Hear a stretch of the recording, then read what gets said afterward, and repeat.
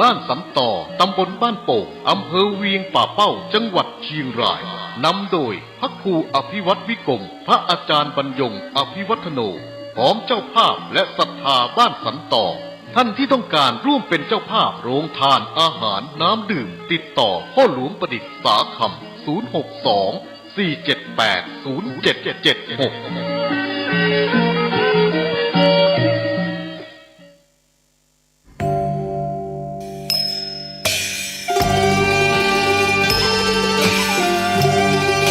เนื่องในวันคล้ายวันกำเนิดครูบาเจ้าศรีวิชัยและครบรอบ144 ปีในวันเสาร์ที่11มิถุนายน2565นี้มูลนิธิครูบาศรีวิชัยจังหวัดเชียงใหม่ขอเชิญชวนชายไทยผู้เลื่อมใสในพระพุทธศาสนาและศรัทธาครูบาเจ้าศรีวิชัยสมัครอุปสมบทเป็นพระภิกษุจำนวน9รูปเป็นเวลา9วันเพื่อเป็นสิริมงคลแก่ตนเองและครอบครัวเป็นรุ่นที่23รุ่นเสริมสรรพมงคลอุปสมบทณวัดพระสิงห์วรมหาวิหารแล้วเข้าไปฝึกปฏิบัติวิปัสสนากรรมฐานที่วัดร่ำเปิงตะโปธารามผู้สมัครจะต้องมีอายุ20ปีบริบูรณ์ขึ้นไปไม่เกิน45ปีไม่เคยอุปสมบทเป็นพระภิกษุมาก่อนต้องเข้าฝึกต้องจำคำขออุปสมบทได้ไม่น้อยกว่า4ครั้งและต้องอุปสมบทได้ครบ9วันไม่ต้องมีรอยสักที่อาจทำให้เสียภาพลักษณ์ของพระภิกษุสงฆ์ผู้อุปสมบทไม่ต้องเสียค่าใช้จ่ายใดๆแต่อาจจะร่วมบริจาคตามแต่จะมีจิตศรัทธาได้ผู้สนใจสอบถามรายละเอียดและสมัครโดยตรงที่พระครูวินัยธรชัชวาลชวนะปัญโยผู้ช่วยเจ้าอาวาสวัดพระสิงห์วรมหาวิหารโทร0818828129หรือที่นายพยูนมีทองคำประธานกรรมการมูลนิธิโทร0897007939ตั้งแต่บัดนี้จนถึงวันศุกร์ที่13พฤษภาคม2565นี้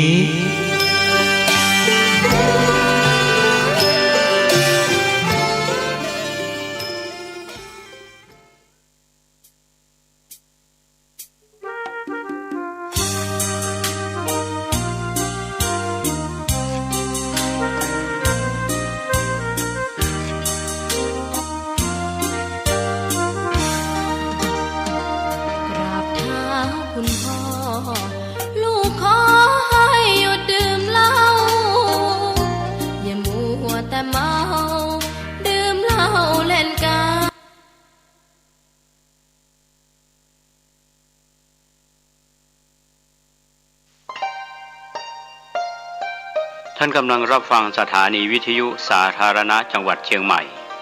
คลื่นพัฒนาคุณภาพชีวิต FM 92.25 เมกะเฮิรตซ์บริหารและจัดการโดยวัดป่าแดงมหาวิหารส่งกระจายเสียงจากเลขที่71หมู่ที่14บ้านใหม่หลังมอตำบลสุเทพอำเภอเมืองจังหวัดเชียงใหม่รหัสไปรษณีย์50200หมายเลขโทรศัพท์0818815690 0520000636-7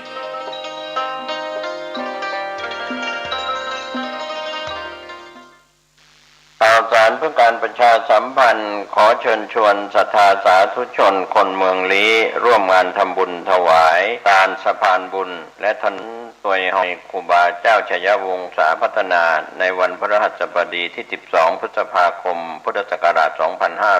2565ณบริเวณสะพานข้ามลำห้วยแม่แตะตั้งแต่เวลา 9 นาฬิกาเป็นต้นไปตามที่ทางคณะสงฆ์และคณะศรัทธาประชาชนชาวอำเภอลี้จังหวัดลำพูนโดยประสานงานของเทศบาลตำบลวังดินคณะกรรมการดำเนินงานภาคประชาชนได้รับความร่วมมือจากพี่น้องศรัทธาประชาชนและคณะศิษยานุศิษย์ครูบาเจ้าชัยวงศาพัฒนาได้ร่วมกันบริจาคเงินเพื่อซื้อที่ดินลูกรังในการถมถนนจากบ้านลี้มุ่งสู่บ้านพระธาตุ5 ดวงผ่านทุ่ง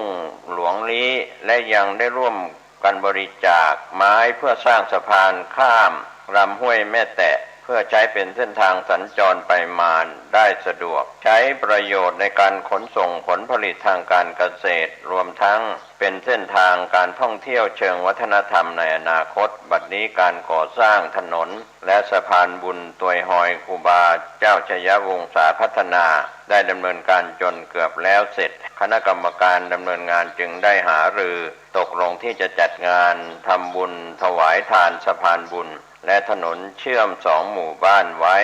เป็นสาธารณะโดยจะประกอบพิธีเปิดในวันพฤหัสบดีที่ 12 พฤษภาคม พุทธศักราช 2565 ตามกำหนดการดังนี้วันพฤหัสบดีที่ 12 พฤษภาคม พุทธศักราช 2565 เวลา 8 นาฬิกาคณะศรัทธาสาธุชนพร้อมกันณสถานที่ประกอบพิธีนิมนต์พระสังฆาธิการทุกวัดในอำเภอลี้มาร่วมงานบุญศรัทธาประชาชนจากทุกหมู่บ้านเวลา 9 นาฬิกา 9 นาทีเริ่มพิธีทางศาสนามัคคนายกนำไหว้พระสมาทานศีลพระเดชพระคุณเจ้าคุณพระเทพรัตนานายกเจ้าคณะจังหวัดลำพูนประธานฝ่ายสงฆ์มัคคนายกโอกาสเวรตาลถวายทานสะพานบุญและถนนพระสงฆ์ทั้งหมดเจริญพระพุทธมนต์เวลา 10:30 นาทีนายอำเภอลี้กล่าวรายงานต่อประธานในพิธีประธานในพิธีก็ได้แก่นายวรยุทธนวรัตน์ผู้ว่าราชการจังหวัดลำพูนกล่าวเปิดงานตัดริบบิ้นเปิดสะพานดนตรีบรรเลงเพลงมหาฤกษ์เวลา 11 นาฬิกาถวายจตุปัจจัยไทยทานถวายตาลพันข้าวและถวายภัตตาหารเพลข้าวกล่องแด่พระสงฆ์ในพิธีและพระสงฆ์ที่มาร่วมงานพระสงฆ์อนุโมทนาเป็นเสร็จพิธีเปิดโรงทานอาหารกล่องสำหรับผู้มาร่วมงานนี้มีซอพื้นเมืองท่านที่จะได้รับฟังซอประวัติครูบาเจ้าชยวงศาพัฒนาและประวัติความเป็นมาในการสร้างถนนและสะพานบุญโดยช่างซอเมืองลี้ขับซอให้ท่านได้ฟังนะครับก็เป็นภาพบรรยากาศงานมีสาระสำคัญตรงกับวันพฤหัสบดีที่ 12 พฤษภาคม พุทธศักราช 2565 ก็เป็นการทำบุญถวายตาลสะพานบุญและถนนตัวยหอยครูบาเจ้าชยวงศาพัฒนาซึ่งสถานที่จัดงานณบริเวณสะพานข้ามลำห้วยแม่แตะตั้งแต่เวลา 9 นาฬิกาเป็นต้นไปเชิญท่านร่วมงานนี้โดยพร้อมเพรียงกันนั้นที่มาไรไปที่บริษัทตามนั้นอยู่คอมก็ได้หนังสือมอนไรท่านได้ตามข้อมูลไปนะครับท่านผู้ฟังมันข่าววันนี้เป็นส่วนหนึ่งที่หลายคนหลายท่านได้รับทราบเรื่องของดินฟ้าอากาศที่แตกต่างสิ่งการที่ก่อนการกรมอุตุนิยมวิทยาหรือนิยมยาพยายามภาคท่านก็จะทำเรื่องของดินฟ้าอากาศที่มีฝนตกบ้างในที่ทำให้เราได้คลายร้อนอากาศที่คลายความร้อนกายคืออากาศอบอ้าวร้อนฝนตกลงมาก็ทำให้ชุ่มฉ่ำส่วนร้อนใหญ่คือเรื่องทำให้ร้อนในกินราคาแพงก็ร้อนใจน้ำเชื้อเพลิงทั้งเป็นดีเซลการก็ขึ้นก็ทำให้ร้อนใจแต่ก็เพิ่มมากขึ้นทำให้ช่วงนี้ถือว่าเป็นความสมทุกข์ของประชาชนกันเป็นประจำนะครับท่านผู้ฟังธรรมะก่อนข่าววันนี้ก็เป็นส่วนหนึ่งที่เราหลายคนหลายท่านได้รับรู้รับทราบเรื่องของดินฟ้าอากาศที่เปลี่ยนแปลงไปตามกาลเวลาการติดตามการพยากรณ์อากาศจากกรมอุตุนิยมวิทยาหรือศูนย์อุตุนิยมวิทยาประจำภาคท่านก็จะทราบเรื่องของดินฟ้าอากาศที่มีฝนตกบ้างในหลายพื้นที่ทำให้เราได้คลายร้อนอากาศที่คลายความร้อนกายก็คืออากาศอบอ้าวร้อนฝนตกมาก็ทำให้เย็นชุ่มฉ่ำปัญหาใจเรื่องของค่าครองชีพทำให้ร้อนจะราคาแพงก็ร้อนใจน้ำมันเชื้อเพลิงทั้งเบนซินดีเซลและก๊าซก็ขึ้นราคาก็ทำให้ร้อนกายร้อนใจค่าใช้จ่ายก็เพิ่มมากขึ้นนะครับทำให้ช่วงนี้ก็ถือว่าเป็นค ความระทมทุกข์ของภาคประชาชน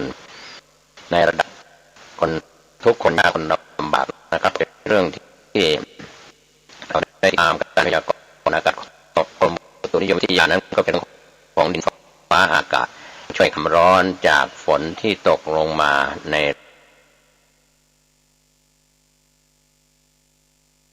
ก็คือค่าครองชีพที่มี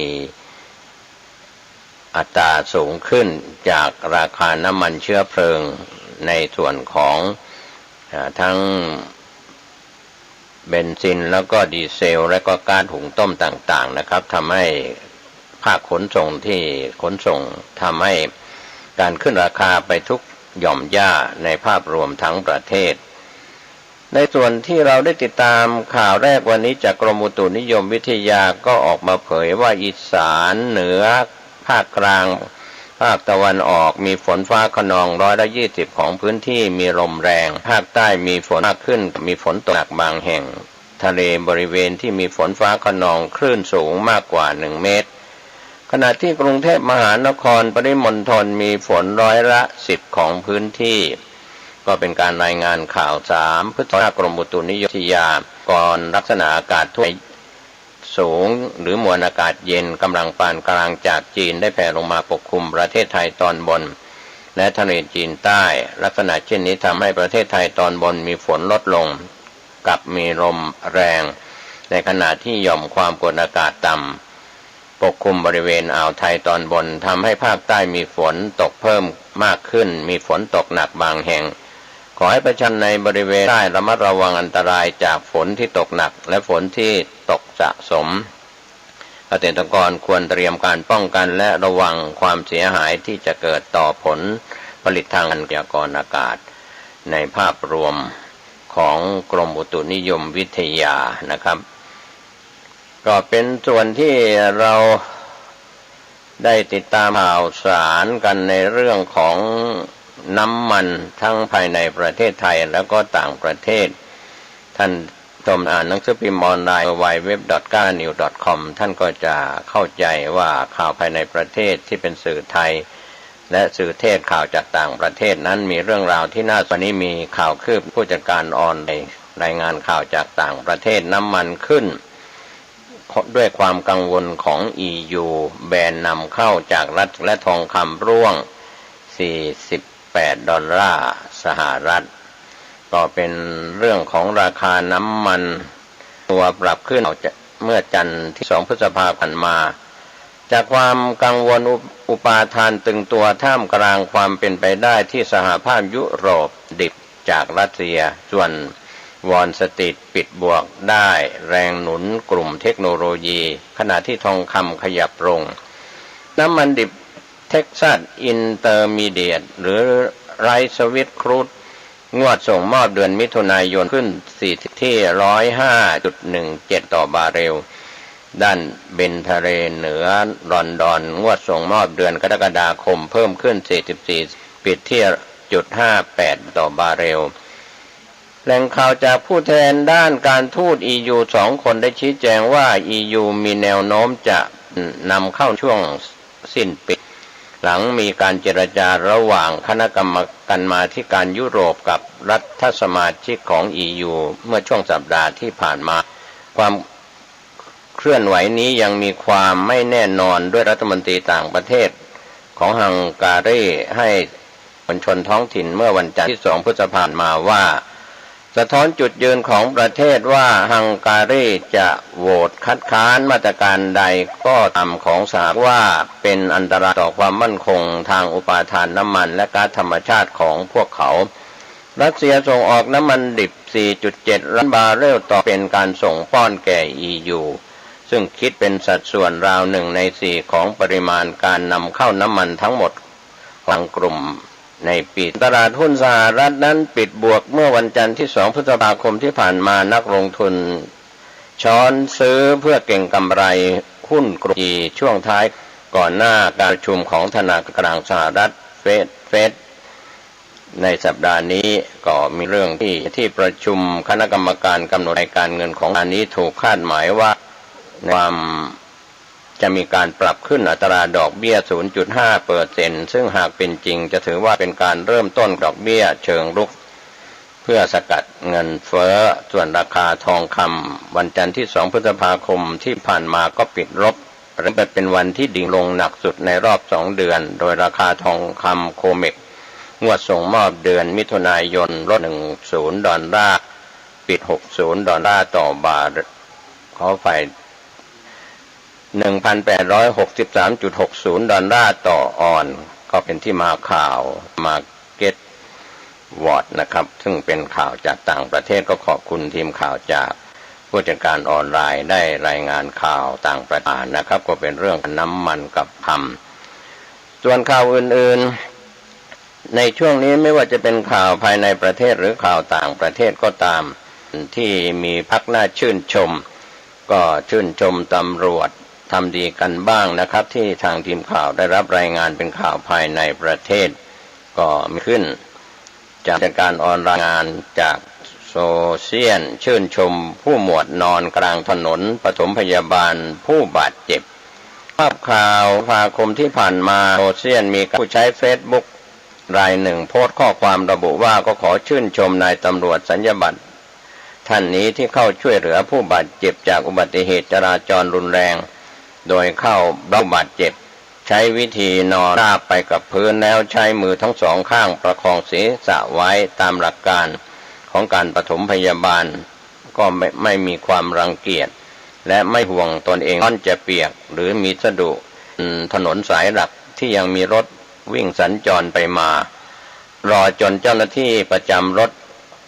พยาบาลของร่วมกตัญญูดีแบบนี้ก็ขอชื่นชมและยกย่องให้เป็นแบบอย่างนะครับท่านผู้ชมท่านผู้ฟังเหตุเกิดในท้องที่อำเภอพระประแดงจังหวัดสมุทรปราการทั้งชื่นชมในโลกโซเชียลถึงนายตำรวจรายนี้เป็นจำนวนมากก็เป็นเรื่องราวที่เรารายงาน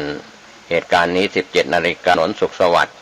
ขาออกมุ่งพระสมุทรเจดีย์ก่อนถึงทางแยก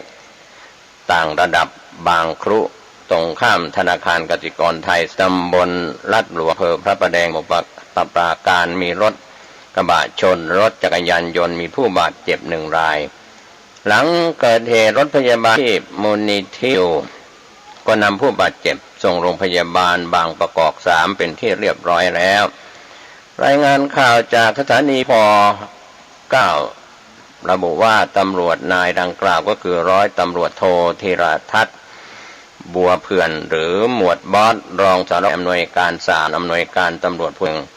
จะว่าขณะขับรถบนถนนสุขสวัสดิ์เพื่อกลับบ้านพักย่านซอยประชาอุทิศ90พบว่าเมื่อพบอุบัติเหตุเบนกลางถนนจึงจอดรถยนต์เข้าช่วยเหลือผู้บาดเจ็บโดยประคองอวัยวะสำคัญบริเวณต้นคอเพื่อไม่ให้ไปมากกว่านั้นต้องขอบคุณเจ้าหน้าที่อาสากู้ภัยมูลนิธิในการช่วยเหลือผู้ประสบภัยด้วยนะครับก็เป็นเรื่องราวทางทีมข่าวเราได้ถ่ายรายงานข่าวกันเข้ามาก็เป็นภาพที่ได้รับการชื่นชมจากผู้ชมในโซเชียลตำรวจผู้หมวดประสบอุบัติเหตุนี้ก็ถือเป็นตัวอย่างของตำรวจน้ำดีนะครับที่ทำให้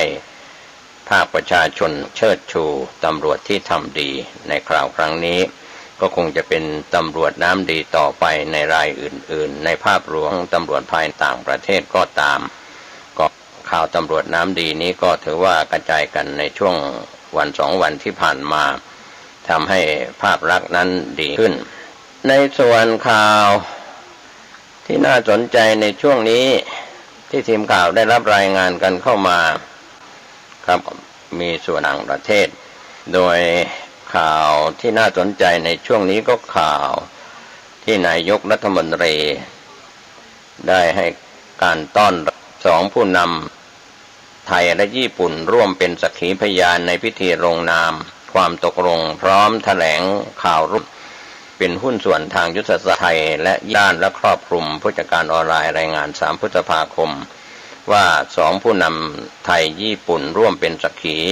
พยานความตกลงพร้อมแถลงข่าวร่วมยกระดับความเป็นหุ้นส่วนทางยุทธศาสตร์ไทยญี่ปุ่นอย่างรอบด้านและครอบคลุมพัฒนาความร่วมมืออนุภูมิภาคและก็ภูมิภาค การ2 พฤษภาคม 65ที่ผ่านมาช่วงเย็นตึกใสทำเนียบรัฐบาลพลเอกประยุทธ์จันทร์โอชานายกรัฐมนตรีและรัฐมนตรีว่าการกระทรวงกลาโหม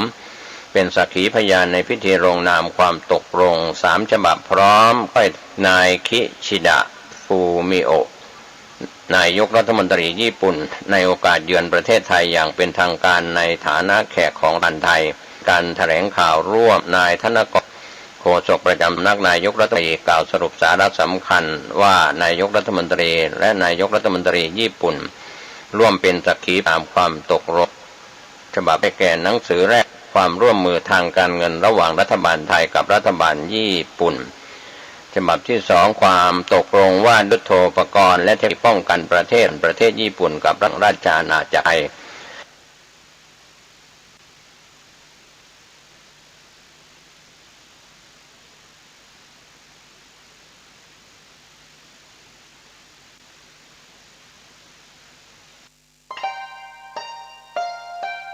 ท่านกำลังรับฟังสถานีวิทยุสาธารณะจังหวัดเชียงใหม่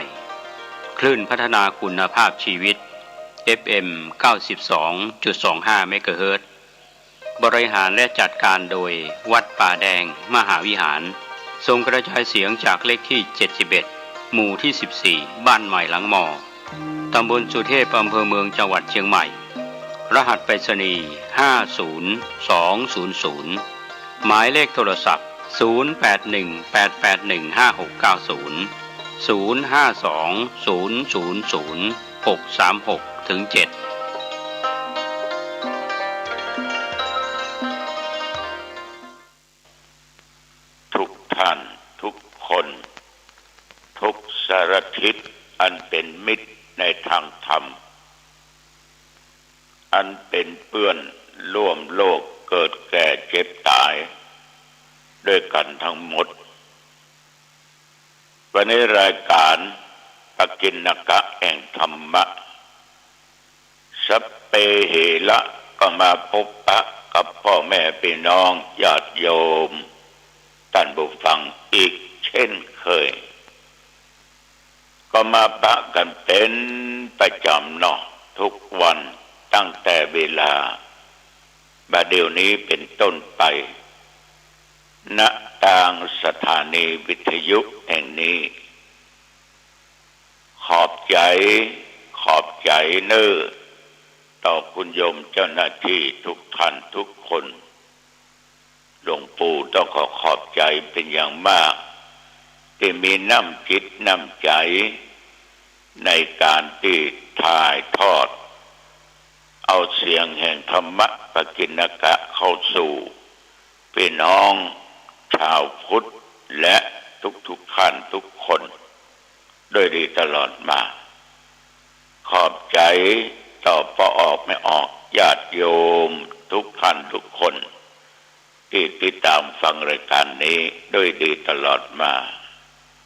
เอาละต่อไปเรามาไหว้พระสวดมนต์ฉบับย่อร่วมกันพร้อมๆกันไปเนอะตั้งอกตั้งใจอะระหังสัมมาสัมพุทโธภควาพุทธังภวันตังอภิวาเทมิกราบพระพุทธสวากขาโตภควตาธัมโมธัมมังนัมมัสสามิกราบพระธรรมสุปฏิปันโนภควโตสาวกสังโฆสังฆังนัมมามิกราบพระสงฆ์ต่อไปตั้งอกตั้งใจกล่าวคณมัสการพร้อมกันไปเนอะนะโมตัสสะภะคะวะโตอะระหะโตสัมมาสัมพุทธัสสะนะโมตัสสะภะคะวะโต โตอะระหะโตสัมมาสัมพุทธัสสะนะโมตัสสะภะคะวะโตอะระหะโตสัมมาสัมพุทธัสสะพุทธังสารนังคัจฉามิธัมมังสารนังคัจฉามิสังฆังสารนังคัจฉามิทุติยัมปิพุทธังสารนังคัจฉามิทุติยัมปิธัมมังสารนังคัจฉามิทุติยัมปิสังฆังสารนังคัจฉามิตติยัมปิพุทธังสารนังคัจฉามิตติยัมปิธัมมังสารนังคัจฉามิตติยัมปิสังฆังสารนังคัจฉามิกรมอุตุเป็นตั้งอกตั้งใจประกาศว่าตั้งแต่ตะวันวามาจนถึงบัดเดี๋ยวนี้ปัจจุบันนี้หนองตองนั้นไม่มีฝนตกแม้แต่เม็ดเดียวลมก็ไม่แรงฝนก็ไม่มีไม่ได้ยินเสียงฟ้าร้องเหมือนทุกวันที่ผ่านมาไปจะได้พ้องบ้านญาติบ้านโยมเจอฝนเจอลมก็แต่หนองตองว่ามีเนื้อบะหมี่พ่อแม่พี่น้องญาติโยมท่านผู้ฟังคนเฮานี่นะถ้ามีธรรมะอย่างทุกอย่างก็จะสำเร็จสมปรารถนาได้ประการสำคัญมีความมุมานะบักบั่นภาคเพียรถ้ามีความตั้งใจเหมือนเป็นเบื้องต้นมีความปรารถนาว่าอยากได้อันนั้นอยากได้อันนี้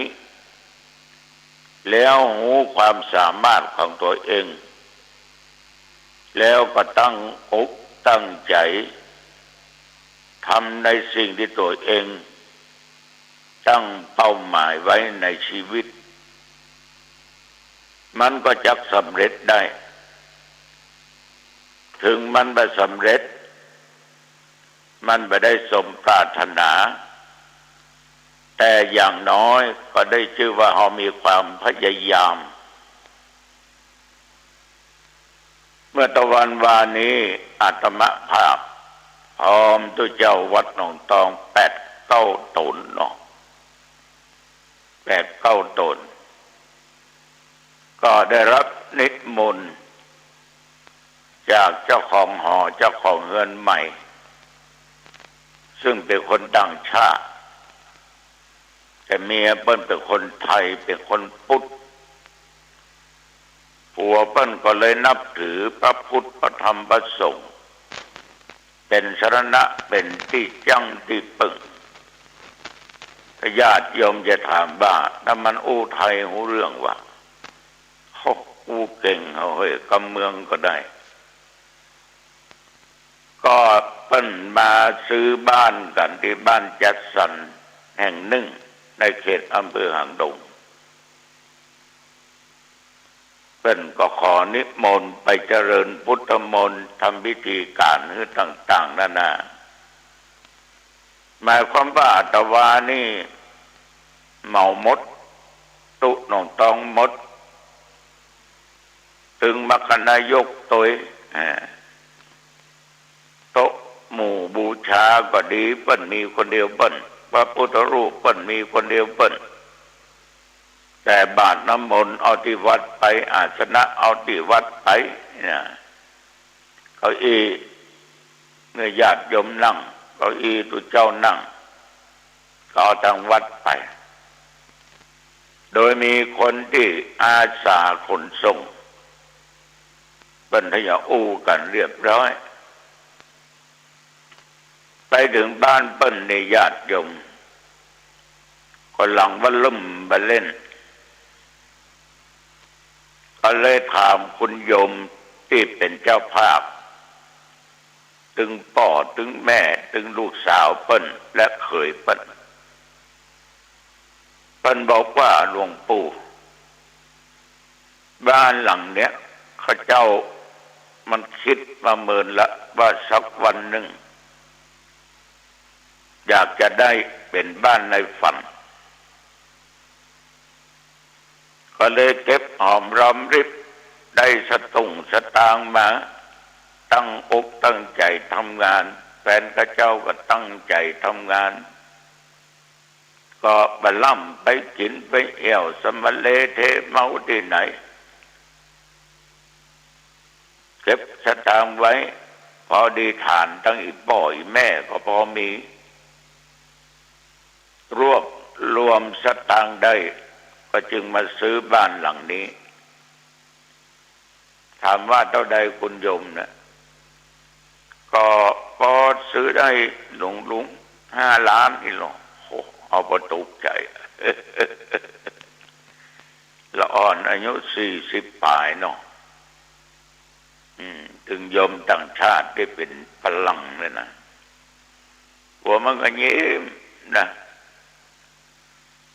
เป็นความสุขใจเอาดูเพิ่นมีความสุขใจที่เพิ่นประสบผลสำเร็จเพิ่นก็อู้ว่าข้าเจ้าเนี่ยถึงจะอยู่ต่างประเทศเหมือนจะปิกประเทศไทยให้เตื้องแต่เจ้าก็ห่วงพ่อห่วงแม่เพิ่นเลี้ยงมาตั้งเมื่อน้อยละอยากให้เพิ่นมีความสุขที่ซื้อนี่ก็ซื้อให้พ่อให้แม่เอาก็ความกตัญญูนี่มันดีเว้ยมันเป็นแรงผลักดันในญาติโยมมันเป็นแรงผลักดันนึกถึงพระคุณของพ่อของแม่เนี่ยที่เลี้ยงตัวเองมาเนี่ยญาติโยมตนว่าได้ทำการทำงานมีหน้ามีตาเพิ่นนึกถึงพ่อแม่เพิ่นกตเวทิตาในที่สุดก็ได้ซื้อบ้านซื้อจองให้พ่อแม่ได้อยู่ญาติโยมความกตัญญูเป็นเครื่องหมายแห่งคนดีมันเป็นเครื่องหมายแห่งคนดีแต่ว่านี้ญาติโยมท่านผู้ฟังได้ตึงเทศได้ตึงสวดเขาก็นึกว่าฝรั่งมันหมองเรื่องนั่งปนมมือรับฟังถึงบ่อู้บ่จาอย่างฟังอาตมภาพเทศแต่ว่าก็เทศทำศาลากาลิวิจารสูตรเป็นสูตรอันดีอย่างหนึ่งเป็นมงคลก็ตั้งอกตั้งใจเทศให้เพิ่นฟังแล้วตัวเจ้าทั้งหลายก็ได้ร่วมกันเจริญพุทธมนตวาแล้วก็ตั้งใจฟังเป็นว่าเพิ่นไหว้พระสวดมนต์เป็นประจำถึงวันเพิ่นมีโต๊ะหมู่บูชาคนเดียวมีพุทธรูปไว้ที่บ้านที่จองญาติโยมท่านผู้ฟังทั้งหลายเมื่อเจริญพุทธมนต์จบมรรคนายกนั่นครั้งแรกก็นำไหว้พระอัปสินก่อนนอกก็นำถวายทานถ้าทำกันแบบง่ายๆเนี่ยเรียบร้อยแล้วก็ประเคนของผู้เจ้าก็ฮือฟ้อนเสร็จเรียบร้อยก็ตะพรมน้ำพุทธมนต์เนี่ย เพิ่งก็ถวายข้าวกล้องเนี่ยประมาณน่ะ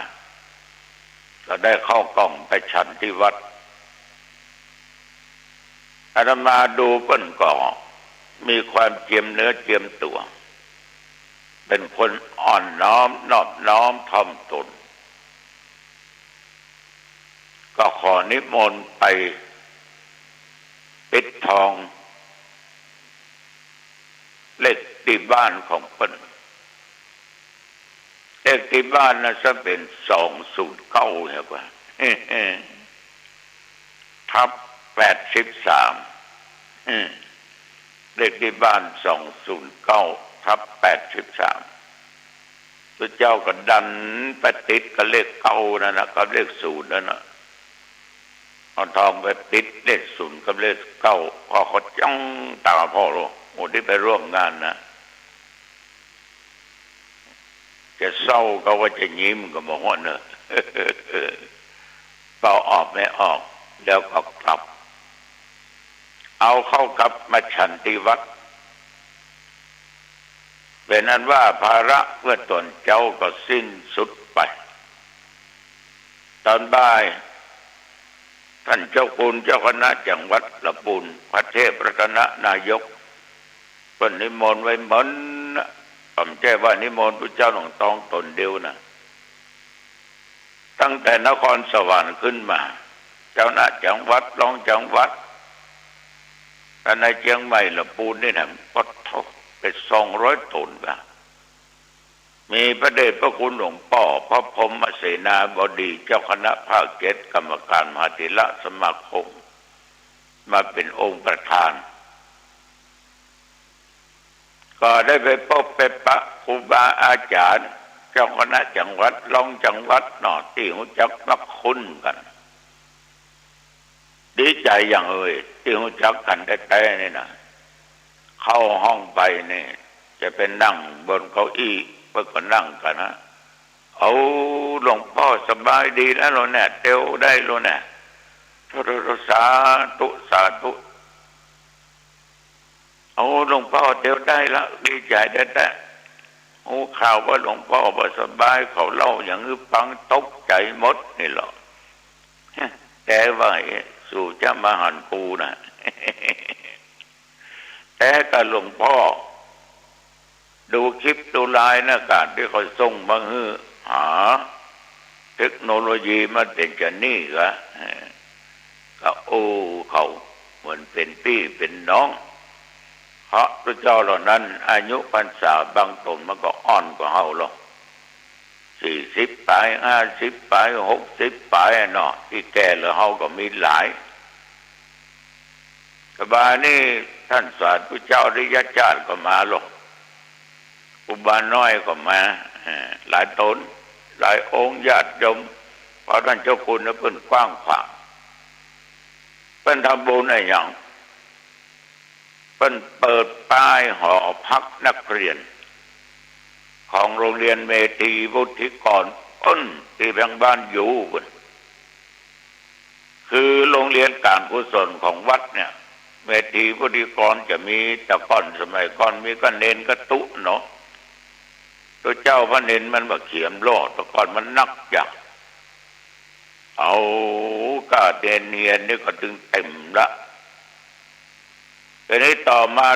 มาดุลคุมเนาะเน้นก็หายไปจากเป็นพันลดมาเป็นร้อยน้อยลงก็เลยเปิดรับสมัครตึงพ่อชายละอ่อนคนบ้านก็ยังนักขึ้นมาบางคนก็เป็นเน้นแล้วก็ศิษย์ก็เหียนนั่นน่ะเนี่ยที่ฟังเนี่ยศิษย์เมธีจัดนักได้เป็นดีมีห้างจัดหลายมา 2-3 ปีนี่ก็เปิดรับสมัครตึงละอ่อนไม่ยิงตึงละอ่อนพระชายล่ะบางท่านบางคนก็มาจากที่ไกลเนาะมาจากที่ไกลลำบากการไปการมาการพักต้องเสี่ยงสัตว์ทางนักหนาปาป้านเจ้าคุณบรรอู้ฟังก็มีคนใจบุญถวายตี้ แล้วก็มีผู้ใจบุญทั้งหลายช่วยกันกึศสร้างห้างแต่งหอพักส่งหลังบรรลุ่มเลย3-4 ชั้นมีหอประจายมีหอไม่หญิงสร้างอาคารตึงปีนี่หมดไปเป็น50 กว่าล้านก็ศรัทธาเพิ่นรับนะชาวบ้านว่าช่วยกันนะเศรษฐีเนี่ยเพิ่นมีเงินนักญาติโยมทั้งหลายไปดูแล้วมันสมน้ำสมเนื้อจะต้องประหยัดละพ่อแม่ก็หมดรายจ่ายที่เราอ่อนไปนอนหอพักอันนี้นอนฟรีหรอนอนฟรีแต่ต้องดูแลต้องรักษาความสะอาดความเป็นระเบียบเรียบร้อยมีรถรับส่งจากท่านมาโรงเรียนเมธีวุฒิกรนี่ข้อมูลโดยย่ออย่างนี้นะญาติโยมท่านผู้ฟังทั้งหลายพระเจ้าทำทุกสิ่งทุกอย่างเพื่อสังคมเพื่อการพัฒนาบ้านเมืองหรือประเทศชาติของเราแต่ต้องพัฒนาบุคลากรเนี่ยก่อนถ้าบุคลากรหรือคนนะมันมีความรู้มีความสามารถอยู่ในศีลกินอยู่ในธรรมบรรณาบรรดามาเรียนจบมาต่อไปเรียนสูงจบมาได้ทำการทำงานมันก็เป็นทรัพยากรของชาติที่สำคัญญาติโยมทางคณะสงฆ์ท่านเจ้าคุณเปิดสร้างขึ้นมาล่วงกระเป๋าออกไม่ออกแต่ว่าตุเจ้าทั้งหลาย10 กว่าจังหวัดให้ไปหูไปหันต่างก็ดีอกดีใจต่างก็ดีอกดีใจก็เสร็จสิ้นในการเจริญพุทธมนต์ตลอดวันถวายวัตถุไตรยทานเปิดป้ายกันเรียบร้อยต้องไปงานต่อแหละไปรดน้ำศพนะเกี่ยวกับงานน้ำศพหลวงพระราชทานนั่นนะเพื่อแก่ท่านพระครูปัญญาวิเชียรอดีตเจ้าคณะอำเภอแม่ริมเจ้าอาวาสวัดแม่ริมจังหวัดเชียงใหม่ที่ได้แจ้งญาติโยมว่าท่านได้ถึงแก่มรณภาพไปเมื่อตี 2 ปลายของวันที่ 1 เดือนพฤษภาอายุของท่านก็ได้73 ปีได้73 ปีอ่อนเดินองตองไป3 ปีภาษาเพิ่งก็ได้ภาษาเพิ่งก็ได้53 ปีพอออกไม่ออกญาติโยมเพิ่นได้รับน้ำหลวงอาบศพเนี่ยเพิ่นจะทำวิธีกันเวลา 5 โมงเย็นแต่ทุกเจ้าทั้งหลายไปถึงขั้น2 โมงบ่าย 3 โมงทางสาธุเจ้าเพิ่งก็นิมนต์ทุกเจ้าสวดมาติกากันเรียกว่าสวดพุทธมนต์กัน10 ตนจะมาก็ปฏิเสธนะปฏิเสธแต่ก็มีทุกเจ้าเพิ่งก็รับกันอันนี้ก็ไปถึงก็ไหว้พระอย่างส่งน้ำอย่างผู้ตนผู้องค์ก็ทำกันอย่างนั้นเดี๋ยวหลวงพ่อภาคมีเมตตาธรรมเพิ่นก็ไปส่งน้ำศพของท่านพระครูท่านว่าอยู่เฮ้ยท่านบอกว่าผมต้องรีบกลับเพราะพรุ่งนี้เป็นวันฉัตรมงคลท่านก็ต้องปฏิบัติหน้าที่ของท่านอีกพอออกไม่ออกญาติโยมได้3 โมงครึ่งแล้วมาเขาปิกกันเนาะลาหลวงพ่อจังหวัดผมต้องรีบกลับหลวงพ่อหน่อยอย่าไปออกกำลังกายอยู่นะ หลวงพ่อจังหวัดโอ้ดีอันพระครูดีจะเป็นละเด้อโอ้หันอย่างนี้แล้วก็ดีอกดีใจนะที่เราอย่าไปประมาทเนอะแต่พระครูเนอะใส่หน้ากาก2 ชั้นเนอะดูก็ของห่วงเอานะก็เลยยกมือไหว้ลาพระเจ้าทั้งหลายเจ้าคุณทั้งหลายตัวเพราะว่าเจ้าคุณนักโน่นลูกคนมาแล้วมาแวะกันแต่เขาจะอ่านได้ว่าญาติโยมเนี่ยต่างคนต่างเก่งต่างผัวกันนะเนาะเปิ้นก็มาประมาทตาดเปิ้นก็มาตกเพราะโควิดมันยังมีอยู่ฉะนั้นเป็นนั้นว่าแต่ว่านี่3 โมงครึ่งออกหันมาถึงวัดก็4 โมงป่ายละผ้าล่ะนั่งหายอิดหายอ่อนคำเดียวเนาะเพียหรอกอันนั้นก็เต๋วแหละออกกำลังกายออกกำลังกายได้กิโลป่ายก็เลยพักแต่ว่าที่ทางวัดทางอบจ.เชียงใหม่เนี่ยร่วมกับเทศบาลหนองตองมันตัดตอนกิ่งไม้ต้นไม้สลีญาติโยมเข้าประตูวัดจะหันนะกิ่งมันอย่างมันกินถนนไปถึงกึ่งเกิดลมหลวงมาปัดกิ่งหักเขาขี่รถผ่านนี่โอ้อันตรายกันว่าดีกว่าแก้มันแย่จะแก้ไขบัดตันคนนั้นก็มาทวงคนนี้ก็มาบอกว่าหลวงพ่อยังมาตัดเหียไม้สลีต้นเนี้ยก็ญาติโยมเปิ้นเอามาสืบโหราจตาเปิ้นก็ไปปลูกก็ได้ไม่ใช่ว่ามีมาแต่ไหนแต่ใดของสักกี่10 ปีที่ผ่านมาเจนี้ก็ต่อลงไปป้นว่ากำแพงขึ้นมาน้อยก็คงจะป่งขึ้นมาจะงามกว่าเก่าเนาะพอจะงามดีฉะนั้นก็ตั้งอบจ.แล้วก็ตั้งเทศบาลตำบลหนองตองมันช่วยกันตึงตัดตึงตอนตึงผลตึงอย่างสปะสเปดเดี๋ยวพอค่ำก็อย่างบริบูรณ์ดีเถอะวันนี้คงจะซ้ำกันให้หน่อยก็ช่วยกันพัฒนาไปญาติโยมทั้งหลายอันเนี้ยเป็นเหตุการณ์แต่ว่ามันเล่าให้ฟังอันใดจะดีจะงามเอาก็ช่วยกันไปกันแปลงช่วยกันทำคนเรามันต้องช่วยกันเนี่ยอย่างคนเดียวมันต้องเนี่ยว่าได้ต้องช่วยกันเหมือนทุกเจ้านั่งบรรยายธรรมะญาติโยมก็ต้องช่วยกันฟังถ้าไม่ช่วยกันฟังก็เสียเวลาเปล่า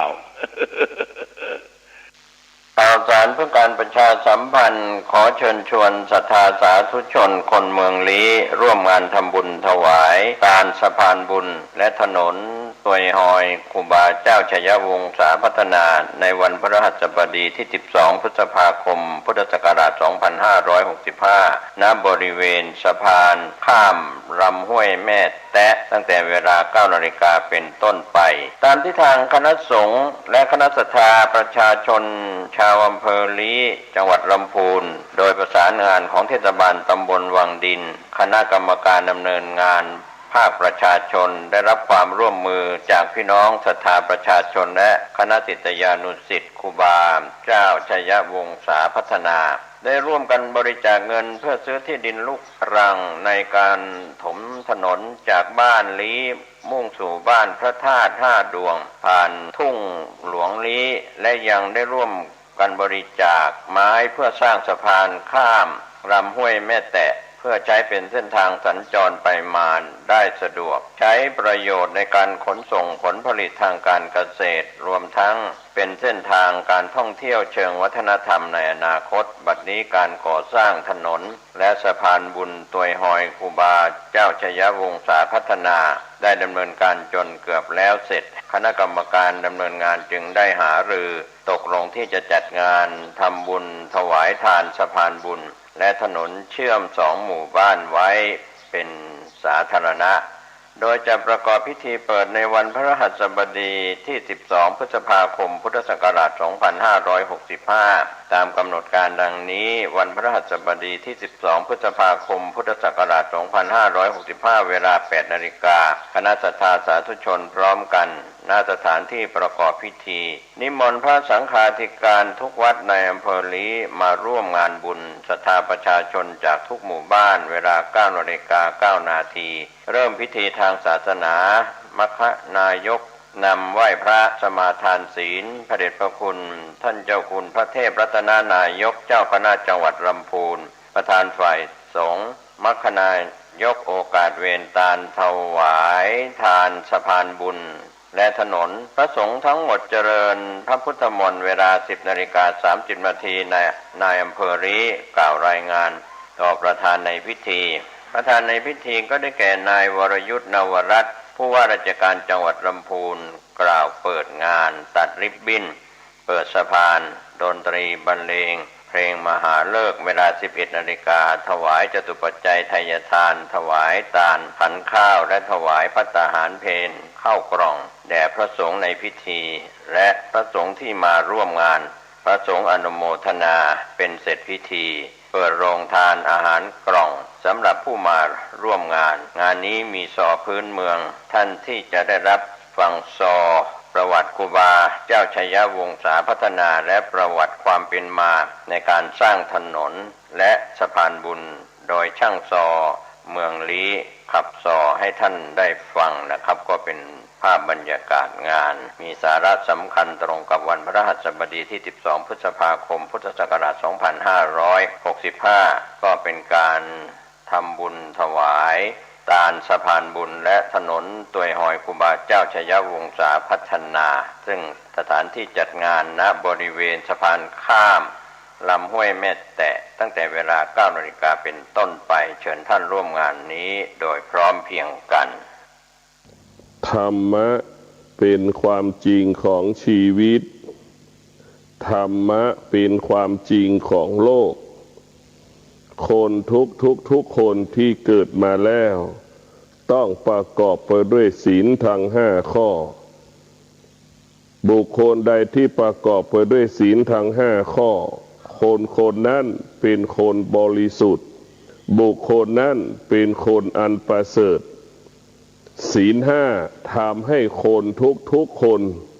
เสมอเหมือนกันหมดศีล5เปลี่ยนแปลงคนชั่วให้เป็นคนดีดังเช่นองคุลิมานศีล5เปลี่ยนแปลงคนดีให้เป็นคนที่อยู่เหนือคนดังเช่นเจ้าชายสิทธัตถะยกฐานะเปลี่ยนแปลงเป็นศาสดาเอกของโลกเพราะฉะนั้นพวกเราทั้งหลายศีล5เท่านั้นจะทำให้เรานั้นเสมอเหมือนกันหมดสิ่งที่เราต้องยึดคือยึดศีล5เป็นหลักในการเป็นมนุษย์ถ้าเรายึดศีล5แล้วความเสมอภาคจิตใจเราก็ดีจะไม่หลงทางไม่หลงผิดทุกวันนี้เราหลงทางหลงผิดไปหลงคำบัญญัติสิ่งที่เราบัญญัติเกิดขึ้นไปหลงฐานะตำแหน่งไปหลงคำว่าพ่อแม่สามีภรรยาลูกนายจ้างลูกจ้างหลงฐานะตำแหน่งที่สังคมกำหนดที่มนุษย์กำหนดเกิดขึ้นที่เราเรียกง่ายๆว่าคำบัญญัติทั้งปวงไม่ใช่ความจริงตั้งแต่เราเกิดมาเรียกว่าเด็กอ่อนพอเราเข้าสู่โรงเรียนเรียกว่าเด็กอนุบาลเด็กชายเด็กหญิงหนุ่มสาวผู้เฒ่าผู้แก่ผู้ชราสิ่งเหล่านี้เป็นคำสมมุติคนทุกคนจะมีคุณค่าคนทุกคนจะมีความหมายเมื่อคนทุกคนนั้นรักษาศีลบุคคลผู้ใดรักษาศีลบุคคลผู้นั้นก็จะมีคุณค่าของการเป็นคนจะมีคุณค่าของการเป็นพ่อเป็นแม่ที่ดีของลูกจะมีคุณค่าเป็นลูกที่ดีของพ่อของแม่จะเป็นคุณค่านายจ้างทุกคนคนไหนรักษาศีลนายจ้างจะมีคุณค่าสำหรับพ่อ สำหรับลูกจ้างคนไหนรักษาศีลก็จะมีคุณค่าสำหรับนายจ้างเพราะฉะนั้นภายใต้จิตสำนึกของมนุษย์ทุกคนยอมรับความจริงเสมอเหมือนกันหมดบุคคลใดที่ประกอบไปด้วยศีลห้าบุคคลผู้นั้นก็จะเป็นที่ยอมรับของคนทุกคนนี่คือธรรมะคือความจริงของชีวิตบุคคลใดล่วงละเมิดศีลห้าไม่เป็นที่ยอมรับของคนทุกคนนี่ก็คือความจริงของชีวิตเมื่อเรารู้แล้วว่าศีลนั้นสร้างความเสมอภาพเรามีฐานะเรามีตำแหน่งแต่เราไม่มีศีลชีวิตเราไม่มีความหมายชีวิตเราไม่มีคุณค่าเราไม่มีฐานะเราไม่มีตำแหน่งแต่เรามีศีลอยู่ก็เป็นสุขนอนก็เป็นสุขกินก็เป็นสุขเรามีฐานะตำแหน่งแต่เราล่วงละเมิดศีลกินก็ไม่มีความสุขนอนก็ไม่มีความสุขอยู่ก็ไม่มีความสุขเพราะวิตกกังวลกับสิ่งที่เราล่วงละเมิดศีลเป็นอาจินเพราะฉะนั้นพวกเราทั้งหลายได้โปรดพินิจพิจารณาต้องหลงพระธรรมยึดมั่นพระธรรมเป็นเจ้าของชีวิตพระธรรมเป็นผู้กำหนดชีวิตเราต้องการสิ่งใดพระธรรมจะประทานพรให้เราตลอดเวลาพระธรรมก็หมายถึงศีลพระธรรมก็หมายถึงสมาธิพระธรรมก็หมายถึงปัญญาบุคคลผู้ใดประกอบด้วยศีลสมาธิปัญญาคิดสิ่งใดกระทำสิ่งใดพูดสิ่งใดจะสำลิดผลสมปรารถนาดั่งใจปรารถนาทุกประการเรียกว่าธรรมะของพุทธเจ้านั้นจะทำให้เราสมปรารถนาดั่งใจปรารถนาหมายความว่าธรรมะก็หมายถึงความอดทนชนะสำเร็จเราจะสร้างชีวิตของเราจะสร้างครอบครัวของเราจะสร้างประเทศชาติของเราประสบความสำเร็จได้ต้องอาศัยความอดทนเพราะฉะนั้นธรรมะของพระพุทธเจ้าจะเป็นเหตุให้เราเกิดคำว่าสมปรารถนาเป็นเหตุให้เกิดคำว่าสำลิดผลเป็นเหตุให้เราบรรลุเป้าหมายวัตถุประสงค์ทุกประการนี่แหละอานุภาพของพระธรรมนี่แหละอานุภาพของคำสอนที่พุทธเจ้าได้ค้นพบพระพุทธเจ้าจึงได้ชื่อว่าผู้รู้ความจริงของโลกพระพุทธเจ้าจึงนำเอาความจริงของโลกมาประกาศให้มวลมนุษย์โลกได้รับรู้เรื่องความจริงของชีวิตเราจะมีคุณค่าชีวิตเราจะมีความหมายในการเป็นคนเกิดมาชาตินี้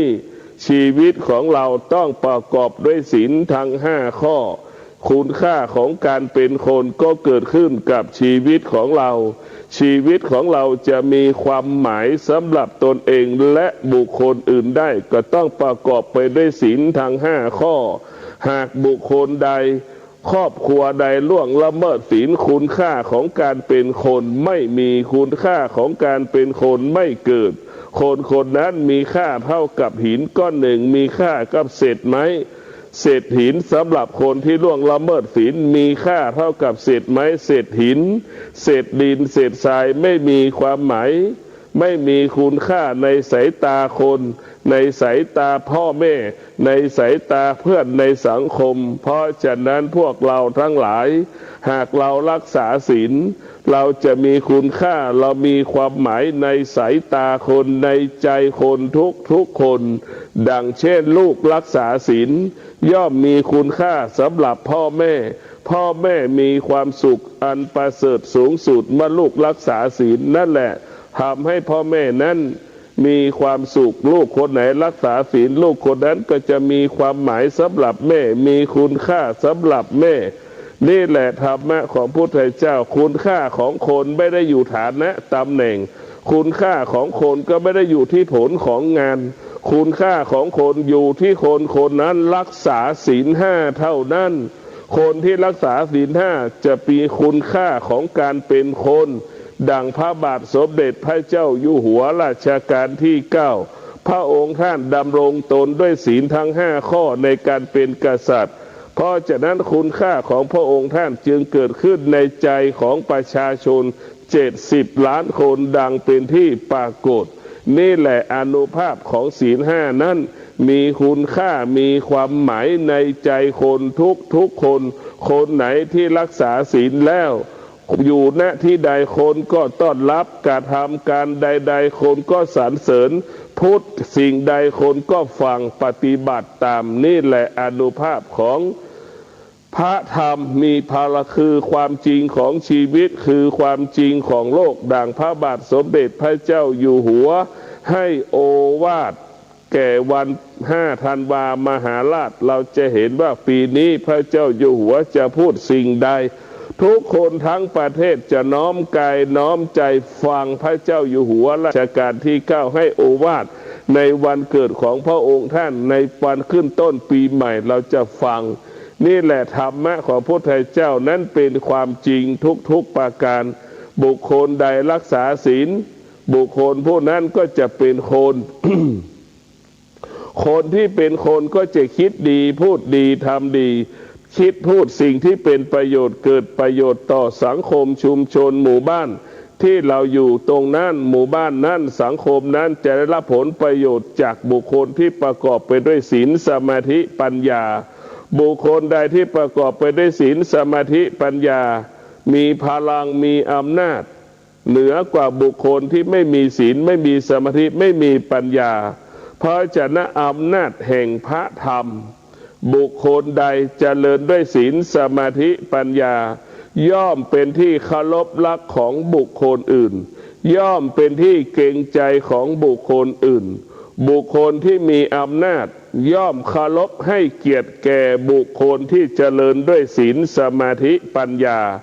เราจะเห็นได้ว่าศีลสมาธิปัญญานั้นจะยิ่งใหญ่กว่าอำนาจทางกฎหมาย อำนาจทางกฎหมายนั้นเป็นอำนาจสมมติบัญญัติไม่ใช่ความจริงของความเป็นจริง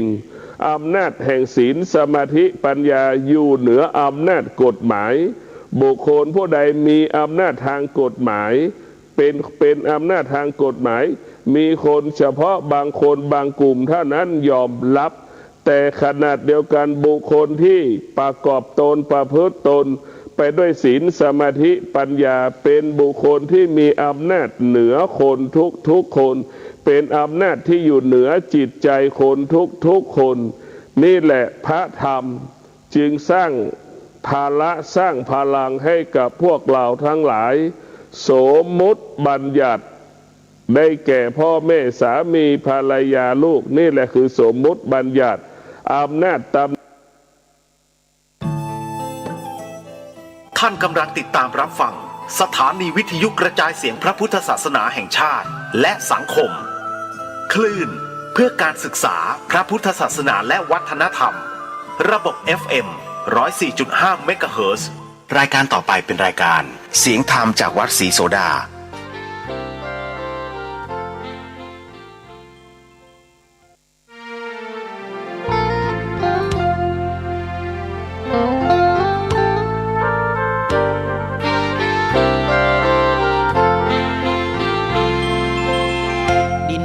ถิ่นดงธุรกันดา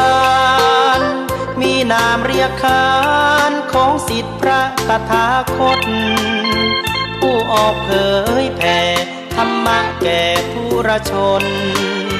มิให้มองมนปลดทุกข์ด้วยทางธรรมธรรมจาริกธรรมจาริกธรรมจาริก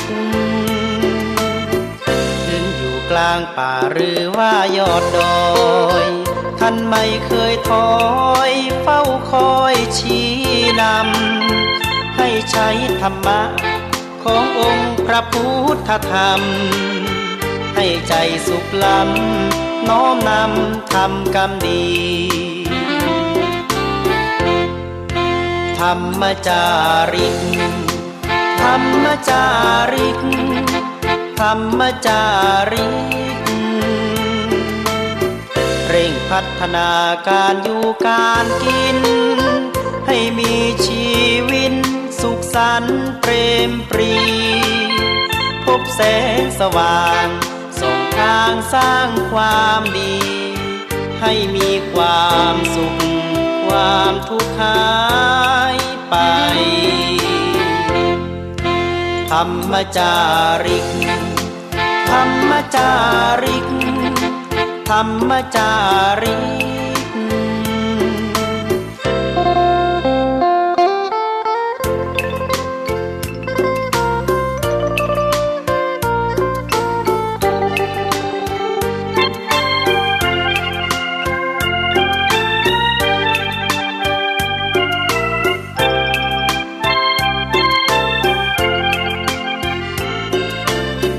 เร่งพัฒนาการอยู่การกิน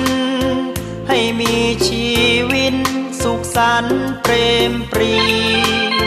พบแสงสว่างส่องทางสร้างความดีให้มีความสุขความทุกข์หายไปธรรมจาริกธรรมจาริกธรรมจาริกธรรมจาริกธรรมจาริกธรรมจาริกธรรมจาริก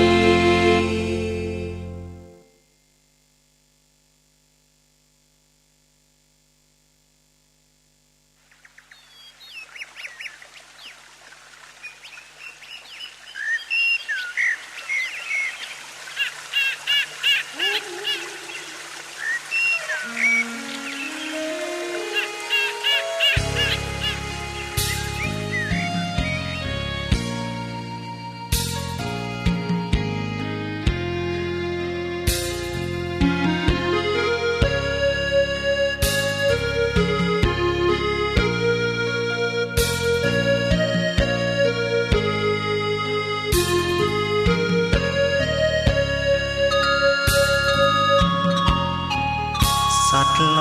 กทุกตัวกลัวตายเหมือนกันฉะนั้นยายเข็นฆ่าฟันทั้งที่มันไม่มีพิษภัย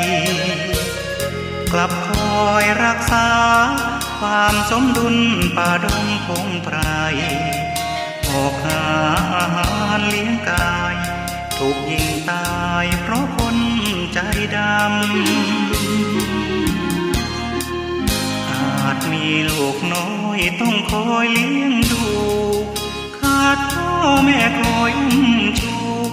ลองคิดดูผู้ได้รับกรรมคงหิวโหยหาอย่างเวทนาโทตาดำหากไม่หยุดการกระทำเวรกรรมต้องตามสนองตานา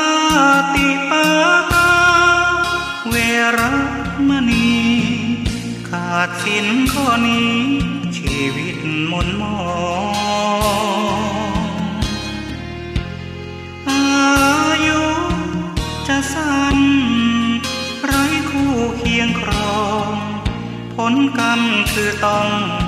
ทุกข์ทนจนตายหยุดเถิดพรานไพรเพราะได้เมตตาสัตว์โลกล้วนกำนำพารู้สื่อภาษาแค่พูดไม่ได้สายตาอ้อนวอนขอ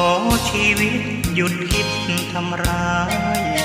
มันมีชีวิตจิตใจกลัวเจ็บกลัวตายเหมือนกันกับเรา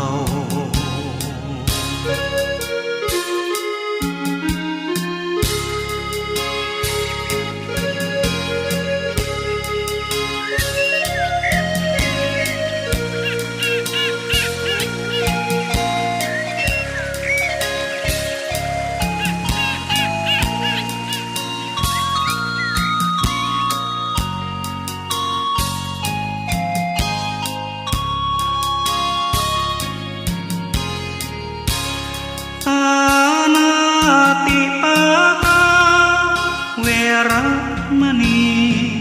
ขาดสินข้อนี้ชีวิตหม่นหมองอายุจะสั้นไร้คู่เคียงครอง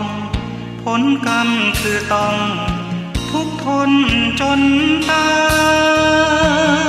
ยหยุดเถิดปราณปรายเพราะได้เมตตาสัตว์โลกล้วนกำนำพารู้สื่อภาษาแค่พูดไม่ได้สายตาอ้อนวอนขอชีวิตหยุดคิดทำร้ายมันมีชีวิตจิตใจกลัวเจ็บกลัวตายเหมือนกันกับเรา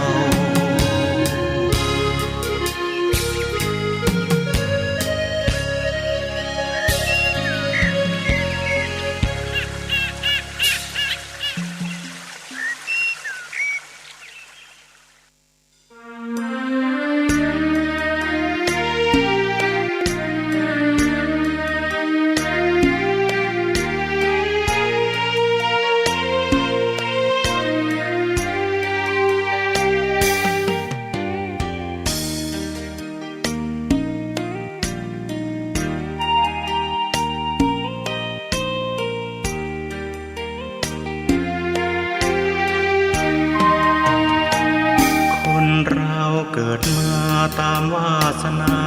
ชะตาลิขิตสัตว์โลกสิ่งมีชีวิตลิขิตไปตามผลกรรมดีแล้วอย่างไรติดตามตัวด้วยการกระทำชนได้ไร้ศีลธรรมย่อมไม่รู้คำว่าบาปบุญเกิดมาอับจนทุกข์ระทมอย่าคิดโทษใครอาจเป็นเพราะกรรมปางไหนไม่ทำทานเอาไว้เป็นทุน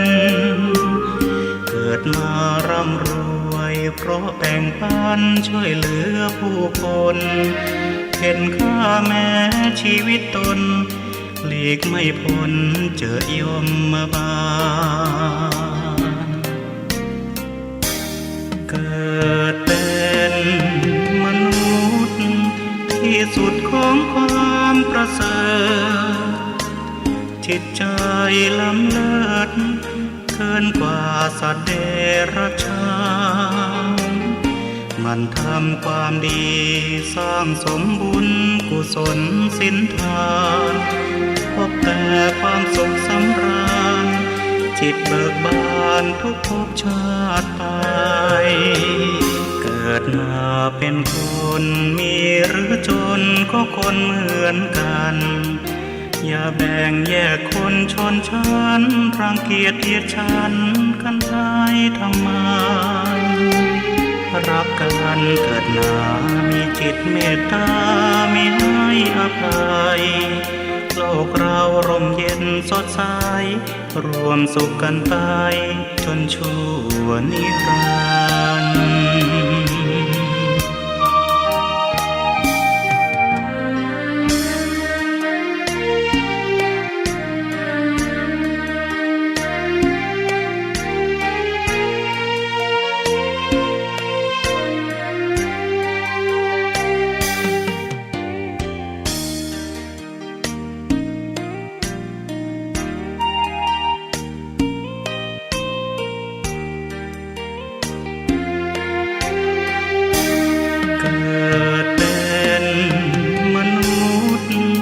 ที่สุดของความประเสริฐจิตใจล้ำเลิศเกินกว่าสัตว์เดรัจฉานมันทำความดีสร้างสมบุญกุศลสินทานพบแต่ความสุขสำราญจิตเบิกบานทุกภพชาติไปเกิดมาเป็นคนมีหรือจนก็คนเหมือนกันอย่าแบ่งแยกคนชนชั้นรังเกียจเกียดชันกันได้ทำไมรัก กันเถิดหนามีจิตเมตตามีให้อภัยโลกเราร่มเย็นสดใสรวมสุขกันไปจนชั่วนิรันดร์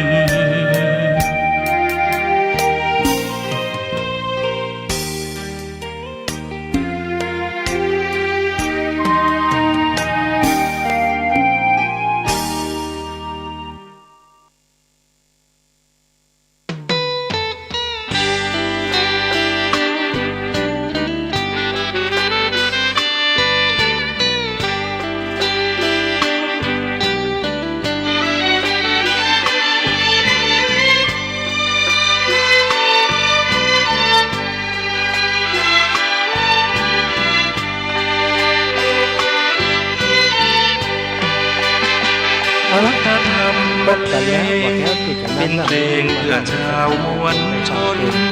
ก่อนบ่าย ชีวิตมืดมน เรื่องนี้ สับ เป็น สน เรื่องของ จงมา นายคนหนึ่งเป็นลูกของเศรษฐีเขาชื่อว่าอุคเสนะสทาญาติโยมเกิดในเมืองราชคฤห์ลูกสะใภ้คือมาเป็นภริยาของนายอุคเสนนี้ประวัติตอนนั้นเขาอายุ16-17ที่จะมีครอบครัวแล้วแต่เขาก็บอกว่าโอ้อีปอยอีแม่ผมนี่นะยังม่วนอยู่ยังบ่อยากจะมีครอบครัวยังอยากจะแอวจะแหวงอยู่อีปอยอีแม่บ่ต้องลำบากกับเรื่องนี้หรอกผมถ้าผมเจอคนที่ถูกใจผมจะมาบอกเอาอีวะท่านเศรษฐีกับภรรยาก็แล้วแต่ก็บ่ฟังถ้าบ่ฟังบ่หยังก็ปล่อยมันไปก่อนกันแล้วกันอีเนาะมีอยู่ครั้งหนึ่งในกรุงราชคฤห์ศรัทธาญาติโยมกรุงราชคฤห์นี่ก็ถือว่าเป็นเมืองหลวงของการเผยแผ่พระพุทธศาสนาเนอะศรัทธาในกรุงราชคฤห์มีงานมหรสพสมโภชประจำปีตลอด7 วันก็เหมือนนั่นปีใหม่เฮานี่กันเนาะ7 วันก่อนนะเปิ่นจัดกันนะอุคเสนะก็จวนเปื่อนไปแอวดูการแสดงต่างๆแล้วก็ไปติดใจการแสดงกายกรรมของคณะแสดงกายกรรมคณะหนึ่งซึ่งเปิ่นตีลังกาบน